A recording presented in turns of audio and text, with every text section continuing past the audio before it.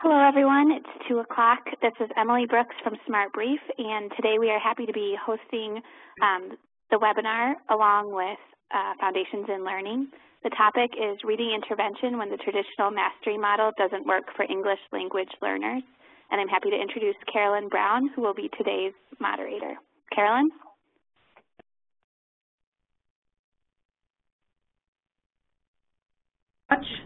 The webinar. I think I was muted. I'll start this again. Welcome and thank you to all of you who have joined the webinar today, and an early thanks to our panelists who will be contributing. I'm Carolyn Brown, as Emily noted, a co-founder of Foundations in Learning, and I'm very pleased to serve as your moderator of the webinar today.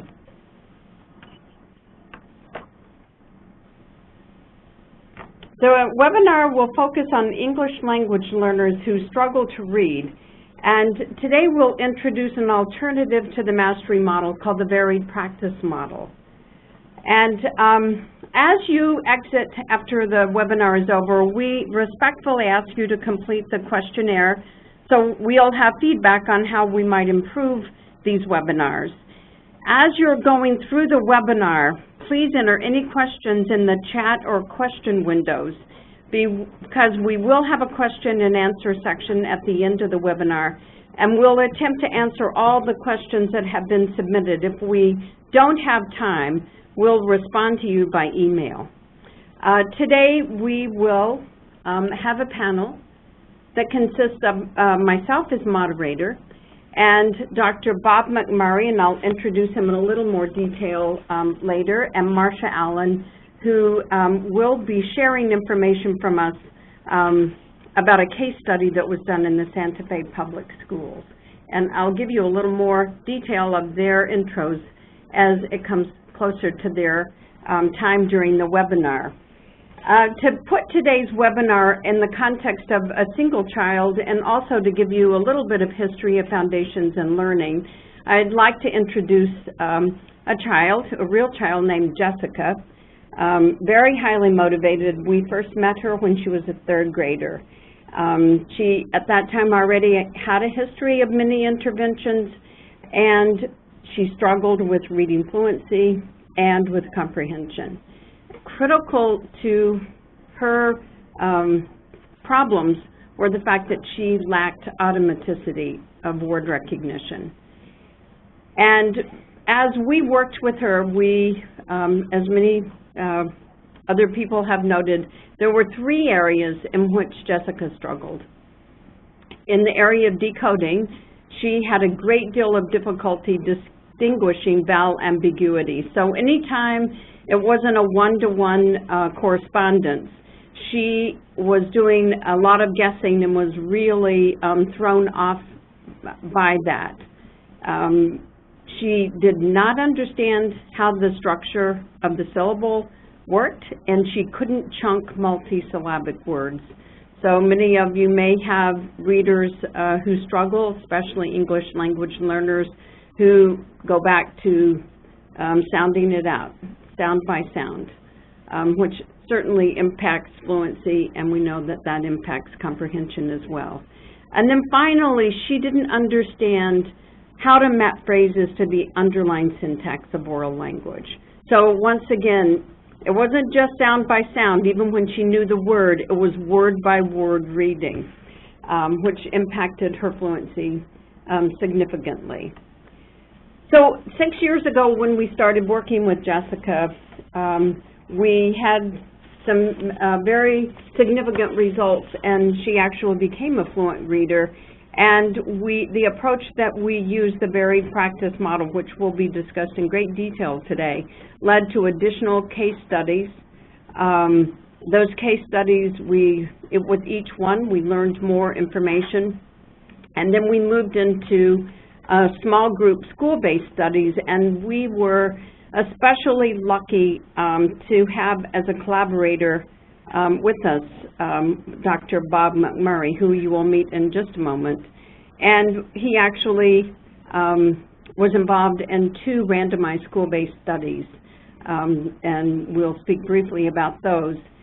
At the conclusion of those, he and his colleagues wrote a National Science Foundation grant to test the underlying premise of the varied practice model in word recognition.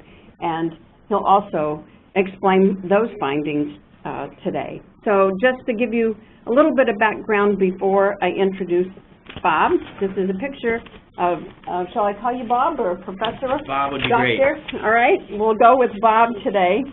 As I mentioned, he is a colleague and a collaborator at the University of Iowa.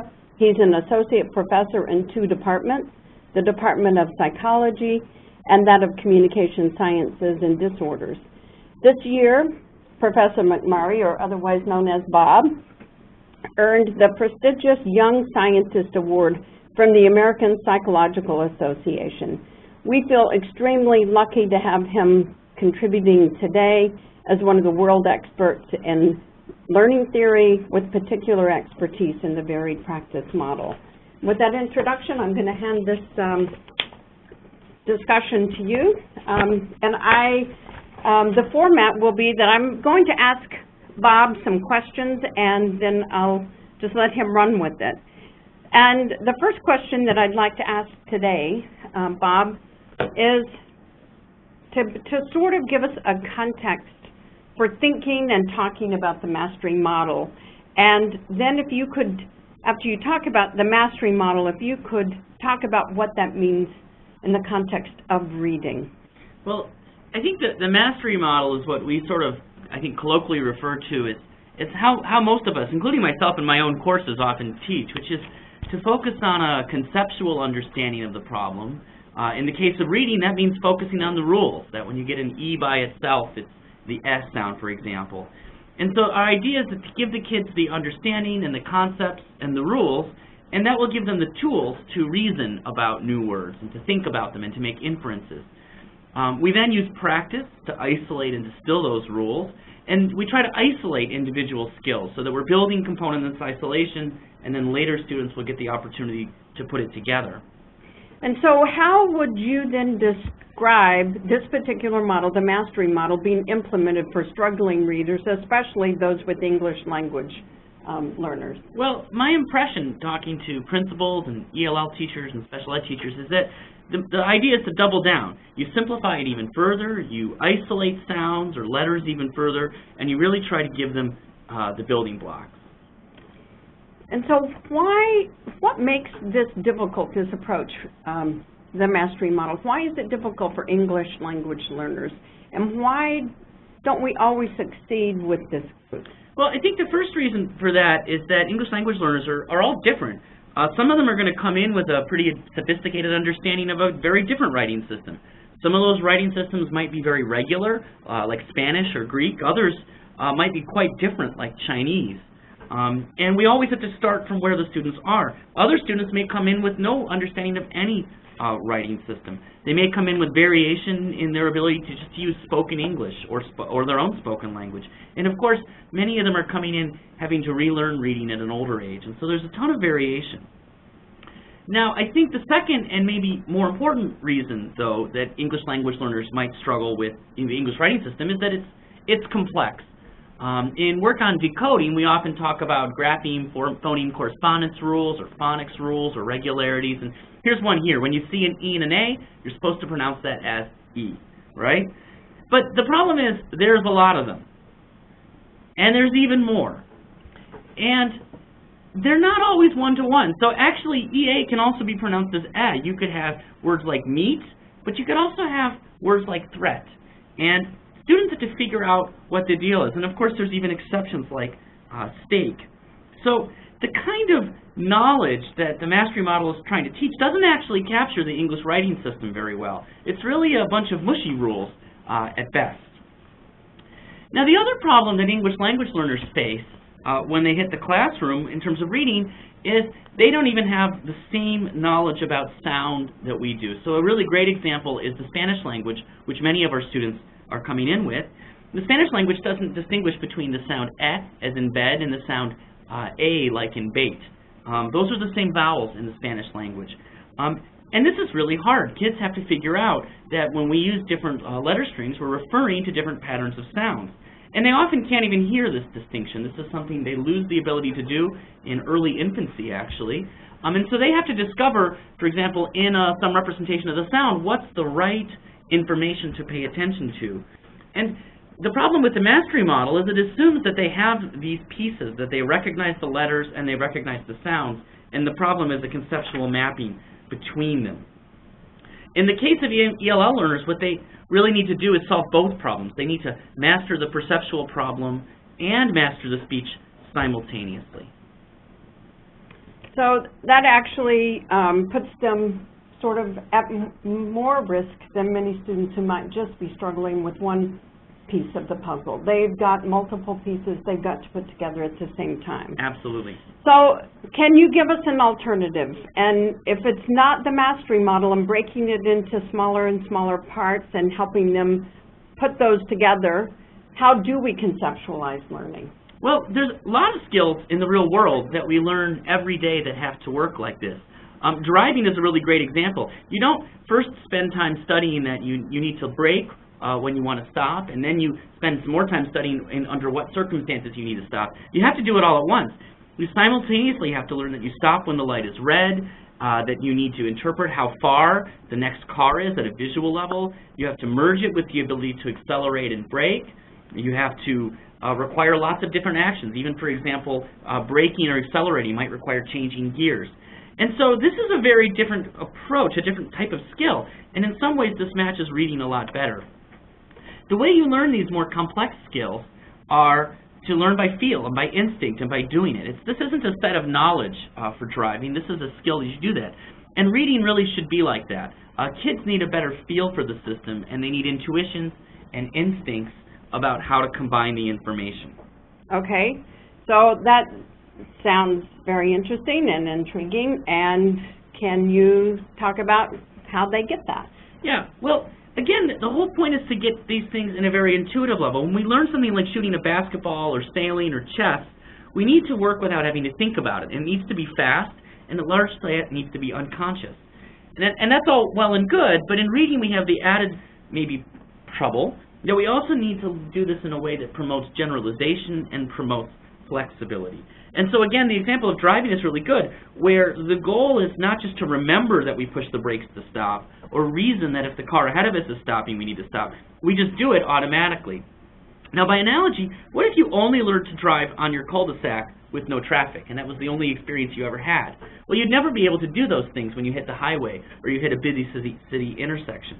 And so the point is to learn in something that's more approximating some of the real-world problems.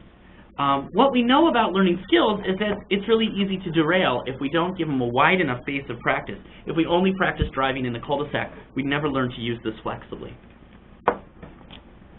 And so, Bob, could you tell us then, I mean, you've just given us the example about learning rules versus doing things intuitively, doing something that is fast that you can generalize. Can you tell us what this says, how you would explain reading and English language learners using this framework that you've just been talking about? Well, I think the important thing is that we have to acknowledge the difference between skills and knowledge. And reading is a skill, but it's actually a complex set of skills. And we want kids to be able to read in that way. Now, ELL kids in that sense are quite different because not only do they need the basic skills that we associate with skilled reading, but they need a lot of other skills, phonological skills, speech perception skills, articulatory skills.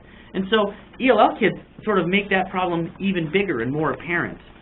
Now, in contrast, we often teach reading as a form of knowledge. We talk about it in the language of knowledge using ideas like whether kids understand the concept of a syllable, or they know the rules, or they know the difference between two speech sounds in the case of ELL kids. And the contrast here is rather than talking about knowledge and concepts, is can they do it, right? Can they process a syllable? Can they use a rule to come up with the correct pronunciation? Can they perceive the difference between two speech sounds? So a good example is the rules of phonics, right? We just talked about some of them, and these are explicit rules that we think about conceptually and that we think kids can learn to apply in various situations. But ELL kids are going to have a hard time getting it at the level of knowledge because they're still learning what the building blocks are. They still have lower English vocabularies, and as we talked about, it's very complex. And really, the real problem isn't just memorizing the rules, it's knowing how to put them together. And so I think putting them together is what everybody in the audience knows that they want them to do. We spend a lot of time isolating the rules, and based on what we know about how it works, it's easy for us, I think, to think about what we think is important. And I think that what you're talking about is maybe questioning something about our own approach. And if you could take us one step further and let us know what this means actually for teaching, not just in the theory. Yeah, I think this should make us think a little bit different about teaching. When we approach reading as a skill rather than knowledge, it takes the emphasis a little bit off of what and how we teach and puts just a little more emphasis on how kids learn or how people learn. And here we need to be thinking then about the actual mechanisms of learning and the conditions under which kids learn, and that's what's critical to success, and we need to gear our teaching towards that. And here I want to use this to say that the principles that we know from cognitive science of learning, from skill learning, for example, can be really incorporated into virtually any curriculum or any teaching approach. The question is knowing the principles so that we can do that. So what have we learned through cognitive science and other disciplines about how people actually do learn new skills? Well, we actually know quite a bit, and I want to focus on one principle today that I think is particularly relevant here, and it's variability. Just as I said with driving, you wouldn't learn to drive in the same car on the same roads and the same time of day with the same other cars on the roads and the same other drivers on the road. You have to learn in lots of different ways. Driving is not just knowing the rules of pushing the accelerator to go fast and turning the wheel to go left. It's about the relationship between perception and action. Now, people need this variability to learn any sorts of automatic skills, and laboratory studies give us a ton of evidence on this. So a great example is some research on basketball shooting. If you learn to shoot from the foul line, which is a standard distance from the basket, it turns out people do better if they practice from lots of different places. Pilots learning to land planes in the flight simulator, don't worry, no planes were crashed, do a better job if they're confronted with lots of variability, even in things like the color of the ground or the width of the runway. When they learn under those conditions, it turns out they learn a lot faster and they learn a lot more robustly. And even things that seem irrelevant, like whether the ground is blue or green or brown, can make a difference and enhance learning. Now, work in my own lab has shown that very young infants, children as young as 14 months, have a very hard time learning similar sounding words like ball and doll. But if we give them lots of different talkers, if we have ball and doll spoken by different genders and people with different accents and different speaking rates, the kids surprisingly can do it. Now, you might look at all this and say, what? This is very counterintuitive. This seems to be making things harder, and in many ways it is. But what we've discovered in all of these studies is that people come to a particular learning problem, whether it's learning words or learning basketball or learning to land planes, and they don't always know what to pay attention to and what not to pay attention to. And when they get a lot of variability in something like the voice of the talker, that's sort of a cue for the brain to start ignoring it. It must not be important because it keeps changing. And meanwhile, these other stuff, these things that don't vary, start to pop out. So could I just ask you a question? It seems to me that, as you said, it's sort of counterintuitive, and you're covering a lot of information really quickly. But I think for all our listeners to just take a moment and think about what we assume when you mentioned that very young infants need talker variation to actually figure the system out themselves. Often, as we're working with students, especially English language learners, it might be our tendency to think about narrowing that and focusing primarily on one or two speakers, or they get comfortable with someone and we think then that they'll get the information better if we just keep it very constant. That's right. Could you just talk a little bit about how that might be related to your infant study? Well, I think it's absolutely related. When we as educators try to simplify, we're making assumptions about what students know to be important and what they don't know to be important. And of course we do. I know that when I'm trying to distinguish two words, who said it doesn't matter. Or I know that when landing a plane, I don't, but the ground color isn't important. When we take that variation out of there, we assume that kids or learners don't know that. And by adding the variation, we help teach them that. And this has actually been shown in second language learning. We all know, for example, that people who learn Japanese have a very hard time distinguishing L and R. And it's very difficult to teach them to distinguish these very basic English sounds. Work by David Pizzoni and his group at Indiana has shown that if you teach them to distinguish LR in the context of lots of different words and lots of different talkers, you can actually do this. And not only that, but they generalize it to new talkers and new words, and they retain it for months. And this is exactly the kind of learning that we want in our reading students. The point is that going into a study, we don't always know what learners know or don't know about what's important, and we don't want to make assumptions. Okay. So I think you've talked about the perception of infants learning. You've talked about actually Japanese listeners who struggle to differentiate sounds. Could you bring this down a little more to what everybody signed up for today, reading. I believe, which is reading? And can you help us apply this a little more directly? Yeah. The theory's great, but I know everybody's going to wonder, you know, when are we going to get to reading? Let's jump right into decoding. So again, the problem of mapping from letter strings to sounds, or back and forth, right? Now, we know from lots of research in reading education that vowels are very difficult, particularly for young English readers, and probably as well for English language learners. The reason for that, of course, is that the phonics rules are ambiguous. So as we talked about, EA can be pronounced as an E, like in bead, or as an E, as in head. And kids don't come into the problem knowing the difference between vowels and consonants. And they don't necessarily know the important role of vowels in organizing the syllable. I'm sure this is even more so the case with ELL kids. Languages differ in terms of how many vowels they have and how they carve up the space. Different dialects of the same language differ on this, and there's been some research on that. And the perceptual categories are very difficult. So let's focus in on vowels for a second. It's just an example. Now, in a knowledge-based approach to this problem, we might say that kids need to get the concept of a syllable.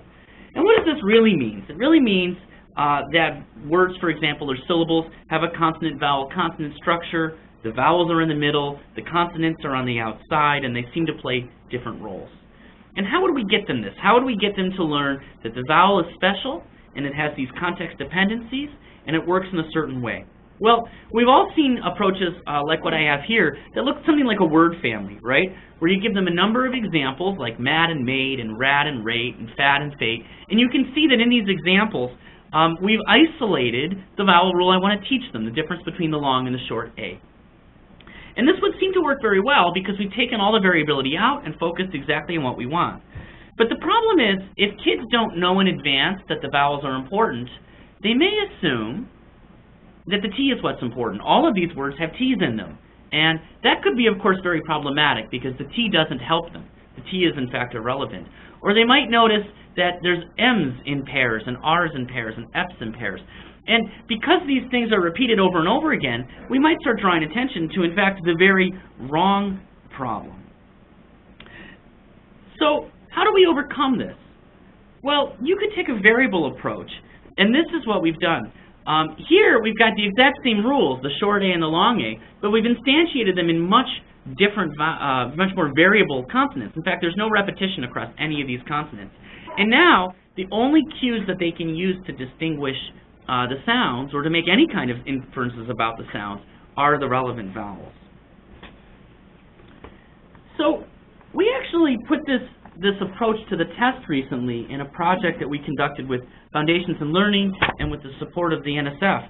And what we did was we took 6 very simple decoding rules, some short vowels and some digraphs, and we taught them to kids over just a few days. And the only difference was in the words that we used during training, did the vowels have variable or similar consonants, just like I showed you above. Here are the results. This is just overall pre- and post-test performance for the similar group and the variable group. And you can see that the gains, the difference between pre and post and the variable group, were roughly double that in the similar group, with just about 4 days of training. This is a very highly significant difference. And when we broke this down in a number of different ways, for example, we find that if we look at just the students who are high performers, we see a similar pattern with much better gains if the students were exposed to variable text. But we also see with low performers a much bigger difference. Here you can see that the variable group showed gains and the similar group did not. So variability really helps push our lowest performers sort of into understanding, or being able to use, is the more proper term, these vowel distinctions. And so would you say then that, in summary, the lower performers did not maybe know what to pay attention to? The variability lets what was important pop out. That's exactly what's And going on then they could here. generalize it because they got it. Because then they got the right set of regularities. Right. And that with the high performers, either one of those, because they somehow knew what was important, worked, but even the variable condition was, if you look at the gains, are greater than the similar. Even though exactly for right. high performers, they might be able to figure it out under either condition, the low performers really need to figure out what is important. And that's something that you and I have talked about a lot, where particularly for kids who are struggling, taking an approach based on variability and skill learning might work a lot better because they don't have the other tools to make it work. Exactly. Now, the last thing I'm going to show you from the study was generalization. So here we looked at different types of tasks. Maybe it's reading the word, filling in the blank, that sort of thing. And you can see that the group in the familiar, this is just for the novel task. The groups in the similar condition showed no generalization. They didn't show any change on these novel tasks between pre and post, but the variable group showed very robust generalization. And so what we're seeing is that not only does this promote learning, but it really promotes generalization. And we've looked at novel tasks and novel words as well. All of them show the same pattern. So, Bob, then, again, in summary, what it is that we're trying to do when we're working with these youngsters who come with maybe a more complex problem. They have to learn about the sounds of the language. They have to learn how to map those to print in a very complex language like English. So you're suggesting then that if in the conditions where we vary it, they figure out what to pay attention to. They can generalize it. And that's really what our aim is here. That means they have put it together if they can take it to a new context. Is that right? That is how we define learning these regularities, is the ability to use them flexibly in new situations. And it looks from this research and from a lot of other research that the critical problem is learning what to attend to. And their variability can help a great deal. And so after talking to teachers in the schools, one of the most common things we hear about the English language learners is that they can get them to actually master a concept or acquire it, but they're having the greatest difficulty in getting them to generalize that to other words or connected text. So it's very promising then that using variability might actually give them the ability to be more generative and generalized. Yeah, I think this approach engages those more implicit processes, which is what they really need for robust generalization, where they're not thinking or reasoning about it, they're just doing it. Great. Just do it. Just right? do it. Okay. I think that's trademarked. Oh, yeah, I think that may be true. There's a couple questions. So,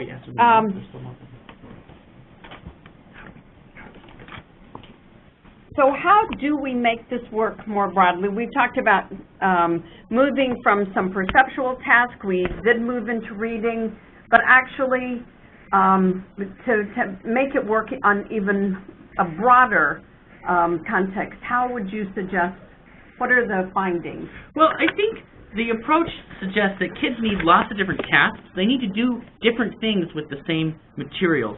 But they also need a lot of data, right? You can't have variability if you've only got a handful of words, for example. So in order for this to work, they need to have exposure to lots of different words that illustrate the same concepts.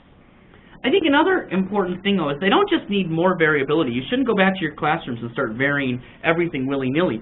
They need the right variability. We need to think as teachers about what we're trying to teach, what factors are relevant and what factors are irrelevant. And rather than thinking about getting rid of the irrelevant factors, we need to think about varying them. So there's a danger in that you can't just vary anything, you have to vary the right thing. And you can see this in the two examples we've talked about. In speech perception, when kids are trying to learn the new sounds of their new language, rather, we need to be varying things like the talker and the word context. In decoding for vowels, it's variability in the consonants. And it's, I think, the job of a sensitive teacher to sort of figure out what kids might be latching onto and using variability as a way to get rid of it. Mm-hmm. Now, there's another bonus, though, for variable practice, is that it keeps kids interested and engaged. Kids are much more interested in doing even a repetitive task if the materials are changing constantly than if they're not. And if they see it in many different ways, then at least they're mastering something that is, or learning something that they can see the similarity across tasks. They're much more likely to get the underlying abstraction than rather focusing on the superficial details. Right. So finally, before you sign off, how can we possibly get this much variability and the right variability and the right data in front of the kids so they can actually, I think what you're saying is we give them lots of experiences and they themselves have to derive what's important. We have a limited amount of time in the day. We have a limited amount of, teachers who are actually trained to do this. Help us out, Bob. How are we going to solve this? I think here's where technology can play a really important role. I would never advocate offloading our duties to a computer, of course, but technology can be a really important way to supplement what teachers are doing. Computers can give us very high-quality control over which words kids are exposed to, over the type of feedback they're getting. You can also use them to vary things, like the talker voice. If you are struggling with students needing to learn basic phonological skills, you can't bring enough people into the classroom to hear the same phony multiple ways. But with computers, that's relatively easy. And that's just an excellent way to control the sort of input that kids are getting and to make it as useful as possible. There's lots of ancillary benefits to using computers. Computers can help keep kids motivated. They like playing these games. Kids, especially older kids, and I think ELL kids struggle with this, can be embarrassed about their lack of reading ability, and the computer can give them an opportunity to develop their skills in more privacy. And computers can also do a better job of targeting instruction to the skills kids need. When I talked about all the different sort of states that we find ELL kids in, whether they're advanced users of another language or early language learners, with a good computer-based sort of supplementary intervention, we can actually target the right skills to the right kids. Wow, well, thank you very much. And I'm just looking at the chat section here, and we do have a lot of questions that have come in, I think, about varied practice. I believe that we will just keep the webinar moving so that we'll have some examples of a case study. And then Bob will remain here with us, and at the close, during the Q&A section, we'll certainly get to as many of these questions as we can. So for those of you who are asking some questions, please just hang in there with us. So what I would like to do before I introduce our next panelist is, because she is going to be talking about some aspects of access code, I would just like to explain very briefly, and you've actually talked so much about the theory and access code put into practice, many of the concepts that you have spoken about. But the issue that we're trying to solve with access code is how to help students improve their fluency and comprehension because they don't have automatic word recognition skills. And the approach is to actually use a web-delivered solution. It works for students in the middle of second grade and higher to give them a way to get automaticity. And the curriculum and the instructional design are actually driven by this robust, proven model of learning that you have just given us so much information about. And very quickly, and hopefully what you've just said, the participants will see we've tried to enact in access code. We're trying to give the learners so many experiences so that they begin to automatically recognize words because they derive what's important. We're trying to set it up so it actually pops out. And we do have an integrated curriculum. It has 24 units. It's organized around the vowels.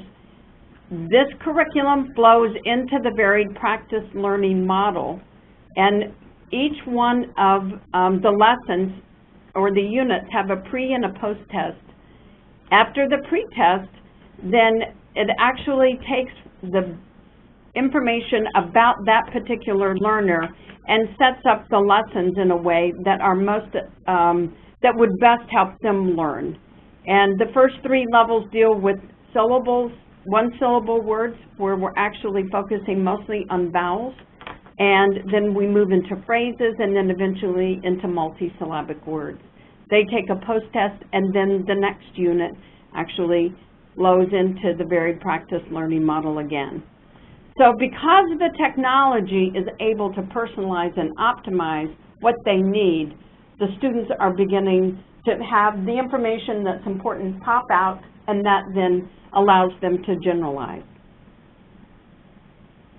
And Bob, I would like it, if you don't mind, if you could just very quickly tell us a little bit about the Bridgeport results that were gathered, and just speak about what we found there. Yeah, so the Bridgeport results was a small, I guess, pilot study, you could say, conducted in Bridgeport, Connecticut.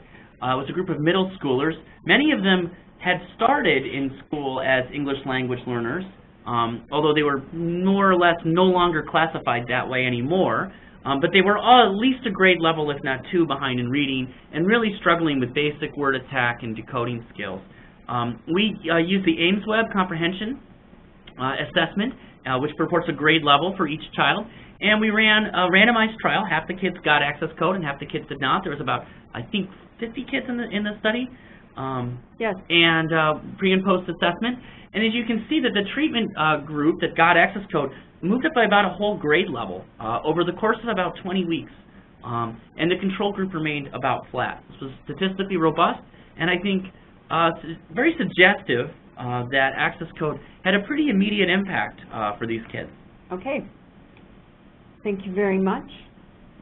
And now then, I would like to introduce to the participants Marsha Allen Martinez.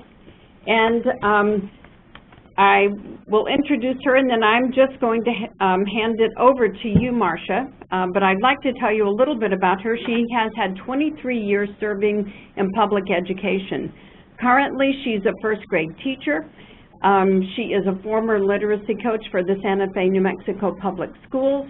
She has also been an adjunct faculty member at Eastern New Mexico University. And I got to know Marsha over the past year or so as she led a group of students and teachers through the case study.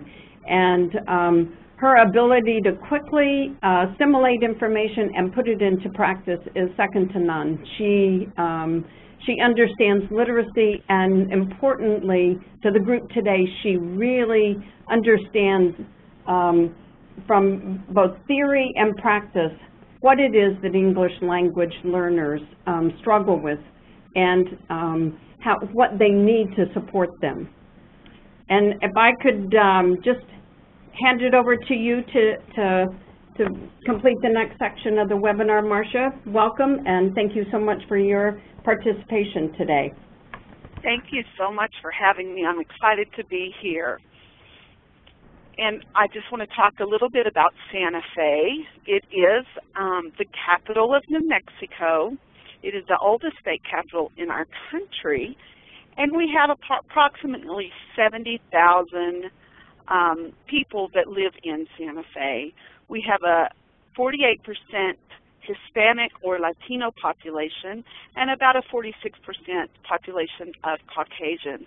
So we do have a large Hispanic population in Santa Fe. And just some interesting information to show you the need that we have for ELL instruction in our schools.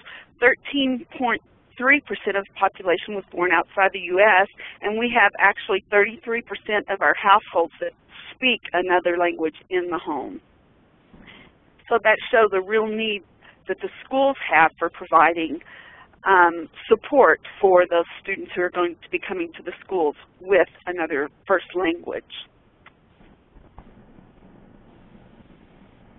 In the Santa Fe schools, we have a population of about 12,600 students, approximately 3,500 ELL students, and a large population of those students also have a dual distinction of being identified as having special education needs as well.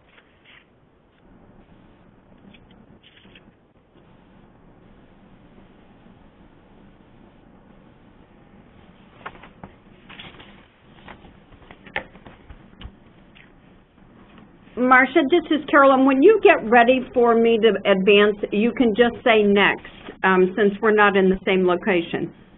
Oh, okay. In our schools, if we go back to the last slide real quick, just to let you know, we have 15 elementary schools in Santa Fe, and we run a K through 6 model and a K through 8 model. We have 3 junior highs and 2 high schools. We do have some schools that have a dual language program, and the benefit of that is that there is research that shows that students who are strong in their first language will be able to adapt and take on a second language and be much stronger in that. But then we have some schools who just do simply an ELL pull-out program. I'm sure in many schools around the country, we have a very hard time getting enough TESOL endorsed teachers who are trained in teaching English as a second language. And so that's one of the fights that we have in our public schools, is finding enough certified teachers who have that ability. And we can go on to the next slide.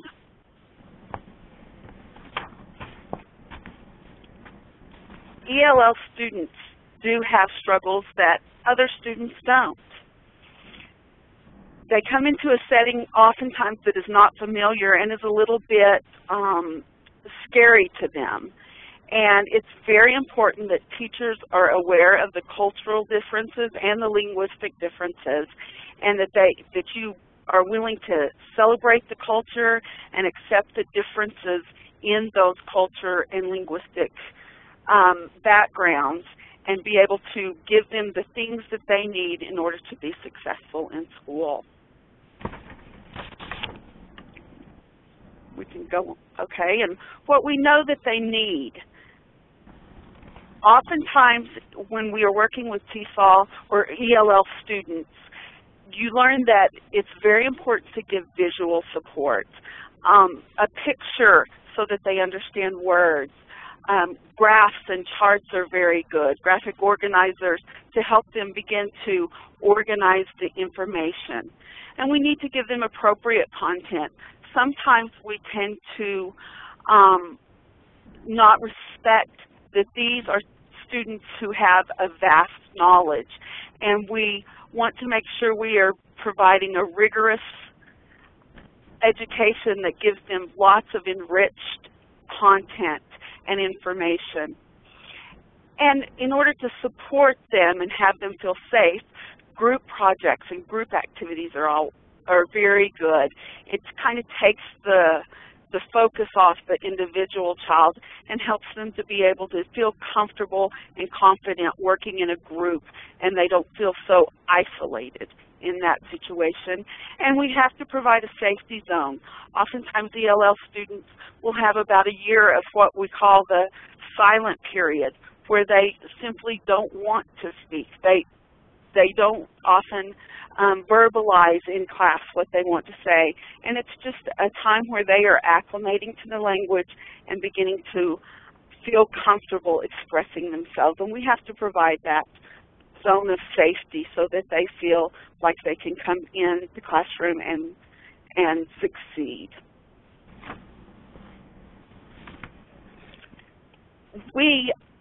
In the Santa Fe schools, we do have this large population of ELL students, and at my school, we had to begin to look at the data and decide if what we were doing was working or not.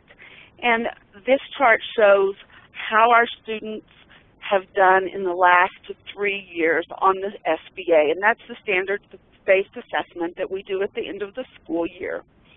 And if you'll notice, we have had a hard time helping our ELL students perform at an adequate rate.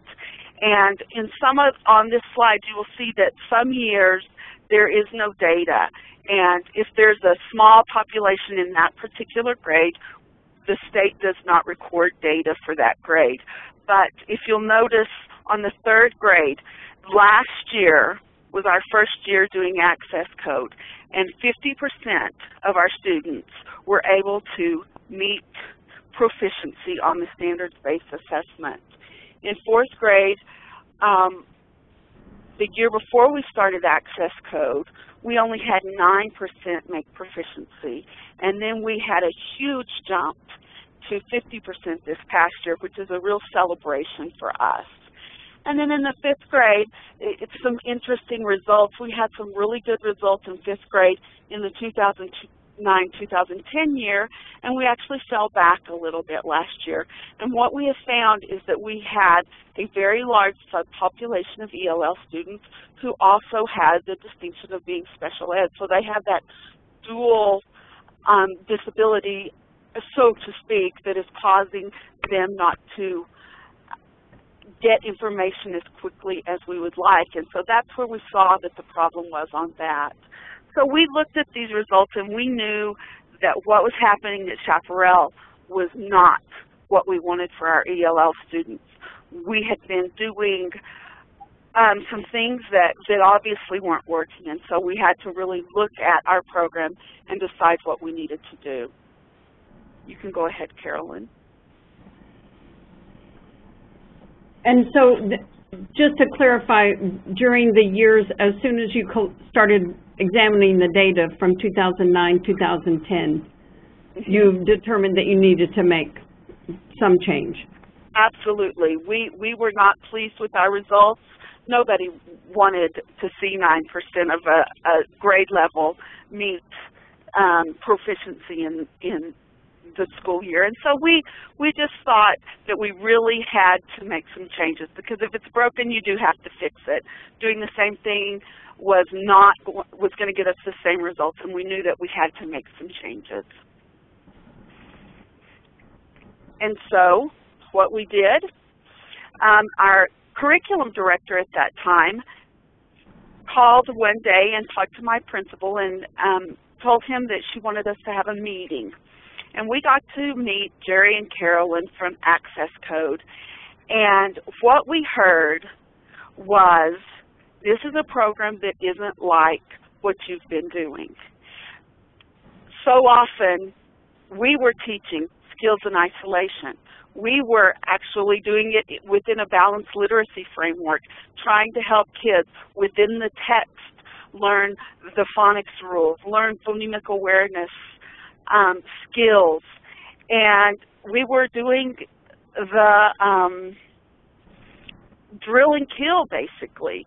Same thing, you know, they weren't getting it, so we might say it louder, or we might say it slower. But basically, we were just cramming rules down their throats, and they knew them, but they could not use them.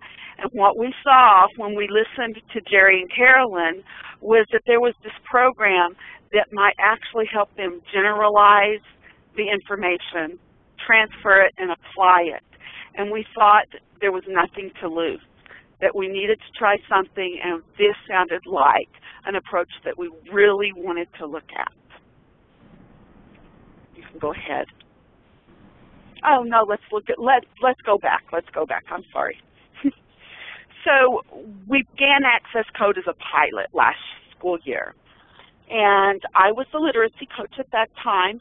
And what we did is we took 100 second through sixth graders who did not have the phonics and phonemic awareness skills necessary to be fluent readers who could comprehend. And we did a pull-out in the afternoon, and there was myself and another teacher. We took groups of kids for their 20-minute group every single day, and we would be able to take about 25 students into the lab at a time, and every day from January until May, we did Access Code with these students. What we found were students who were engaged. I didn't have discipline problems. I didn't have to get on to kids. They were excited to get on the computer and get going. We had most of our ELL population in 2nd through 6th grade who went in as well. And the kids, they were excited. We saw students who were beginning to get things. We saw students who began to get very excited and energized about what they were doing. The benefits of Access Code are that it is engaging. This year they've added a picture support component for ELL students where they take the skill they're working on and they then use those words that were taught in that unit, and they have to find the word and the picture that supports that word. The activities are quick and varied. They're not doing the same thing for 20 minutes. They're doing many different skills and activities that help them during that 20-minute time. And then also, it's based upon their needs. They take the pretest, and they know exactly what that child needs. If a student has problems with an activity and gets below a certain percentage, it won't let them go on to the next unit until they have gone back and redone that. So I love that it is student-driven and it's based on what the student needs. I will tell you that this year we were not able to have a literacy coach, and so we lost the ability to have that extra person do the interventions during the day. And we also had a lot of teachers who were complaining that the kids were being pulled out for another activity during the day, and they were teachers in the classroom were having less and less time where all of the students were in there to learn.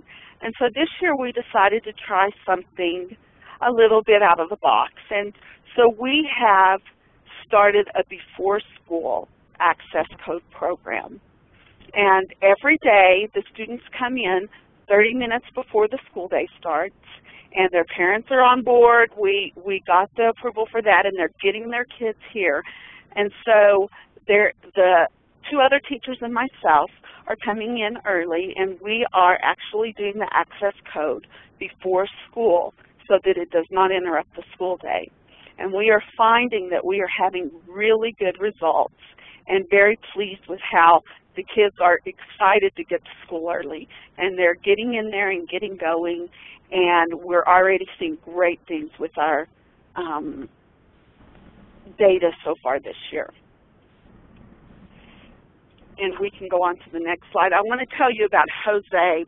Jose is just a great kid. He was a 6th grader last year, and he came to Santa Fe from El Salvador. And he was actually at another school for several years and was in a dual language program. And then he came to our school, and one year we actually taught him using our 1st grade reading curriculum to try to help build his reading skills. And we just were not seeing results with Jose. He has since been identified as having a learning disability, and so he's really just had a hard time. And as teachers, you know, sometimes it's very hard to see any kind of results sometimes with some kids. They just kind of flatline and don't really make a lot of movement on any kind of data scores. And if you look at the slide, you see that we were really having just not a whole lot of luck with what we were doing, and it wasn't working. And so we decided to try Access Code with Jose. And from September to March of last year, he went from a 0.9 on his STAR early literacy to a 1.5. And to some people that might not sound like a really big jump. But for those of you who have worked with kids with several the learning problems and the language problems, you know how much of a celebration that is to see that kind of gain. And on his dibbles, he went from 5 words at 42% accuracy in August to 68 words at 90% accuracy, and that accuracy rate is just amazing. And so he is one of our true success stories, and I have to tell you, he met with Jerry and Carolyn at the end of the year last year, and he just was so excited about school, not afraid to speak out. And one of the things that he said was that one of his favorite things about Access Code was that it gave him a safe place to be able to read where nobody else was listening. But also, the voice talking to him in the computer helped him know how to say words in English correctly. And so not only did he gain in reading, but he gained in his confidence in his ability to speak as well. And that was just really an exciting moment to hear, that he just got lots of good out of that program. And so we are really pleased with how Jose did.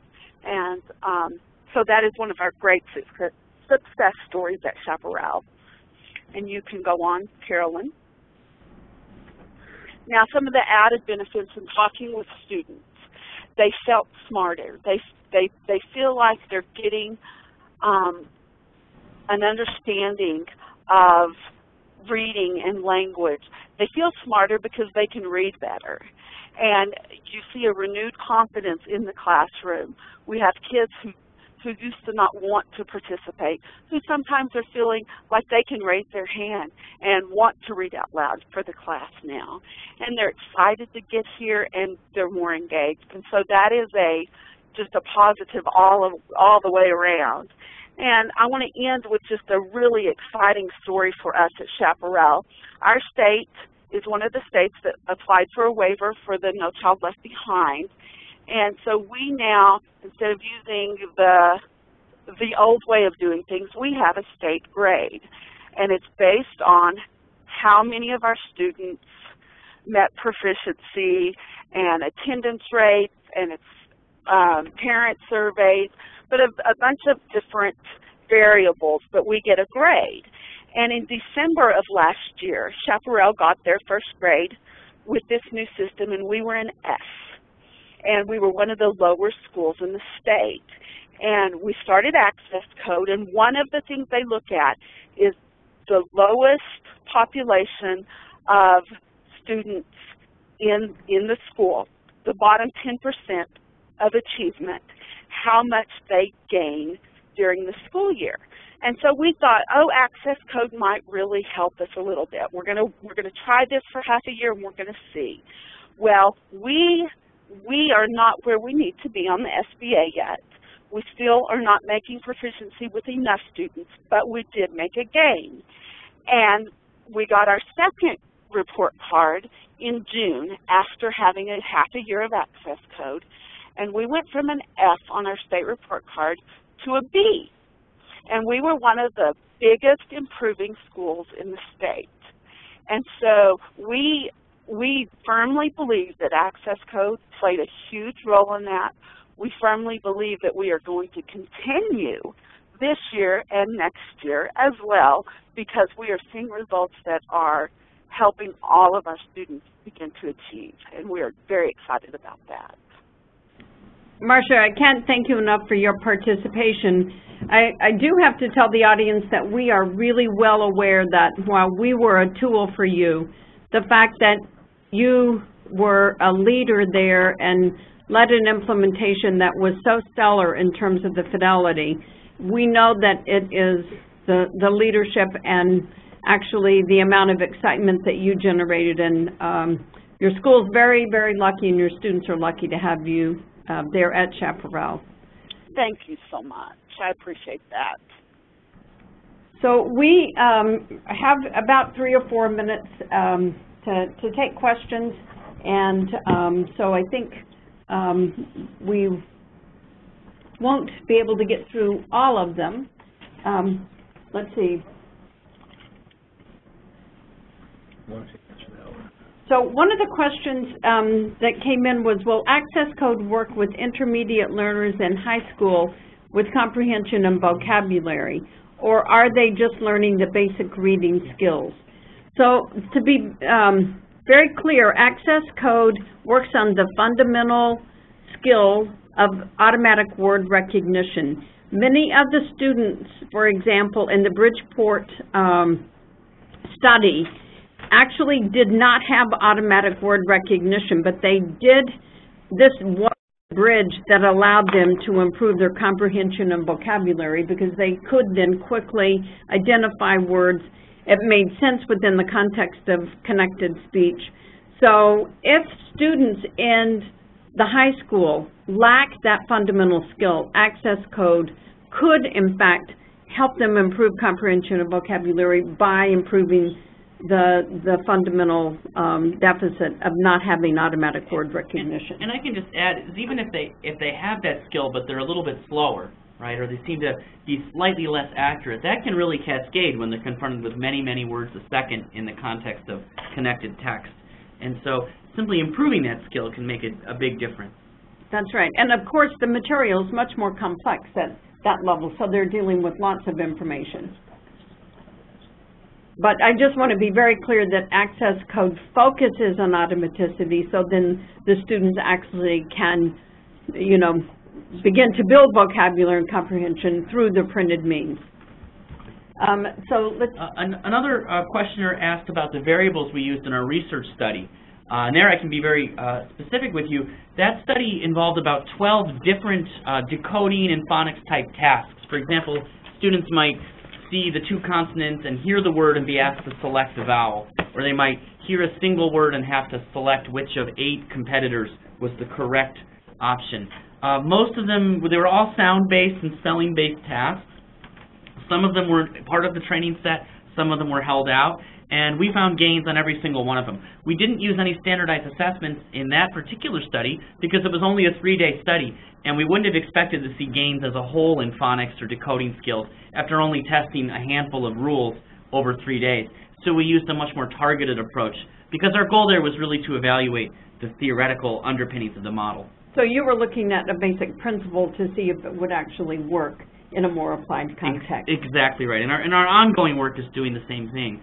Another question asked if this principle could also be applied in other contexts, like teaching a second language to English students.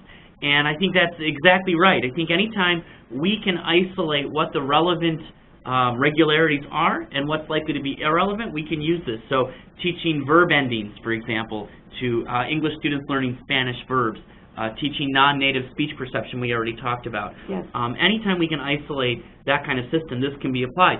The critical thing is to think very carefully about what students are learning, about what other information they could be latching onto, some of which would be useful and some of which wouldn't be.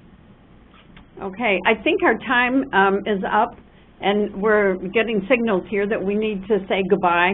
I hope that our webinar has been helpful, and I hope that you'll be able to take pieces of it and apply it in your regular work each day. And if you have any questions, please don't hesitate to contact us. Please complete the questionnaire. If you could take a moment, we'd appreciate it. And at this point, we'll say goodbye, and we hope you all have a really good day. Thank you.